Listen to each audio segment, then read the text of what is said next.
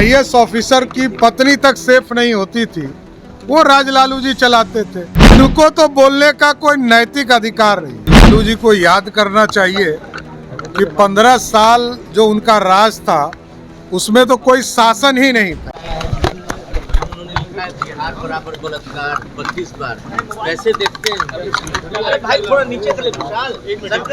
देखिए, ये लोकतंत्र है और लोकतंत्र में अपनी बात सब रखते हैं। उनको लालू जी को याद करना चाहिए कि 15 साल जो उनका राज था उसमें तो कोई शासन ही नहीं था। आईएएस ऑफिसर की पत्नी तक सेफ नहीं होती थी, वो राज लालू जी चलाते थे। उनको तो बोलने का कोई नैतिक अधिकार नहीं है।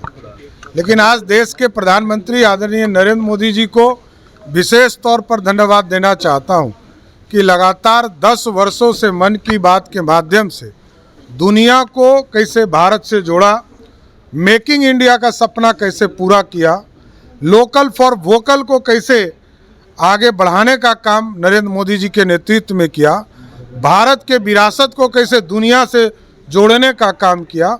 ये सारे चीज़ों के लिए मैं देश के यशस्वी प्रधानमंत्री जी को धन्यवाद भी देता हूँ। अब जो आज की सवेरे की सूचना है, थोड़ा राहत है कि नेपाल से आने वाला पानी घट रहा है, ये हमारे लिए, लेकिन पूरी तरह सरकार मुस्तैदी के साथ सारे तटबंध को देख रही है।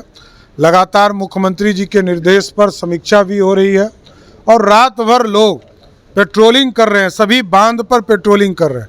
और आम लोगों से भी हम लोगों ने आग्रह किया है माइकिंग के माध्यम से कि आप बांध के अंदर चले आए, बांध पर खतरा ना हो, इसकी पूरी समुचित व्यवस्था सरकार के लेवल पर की जा रही है। में भी नेता प्रतिपक्ष विदेश में है, क्या कहें?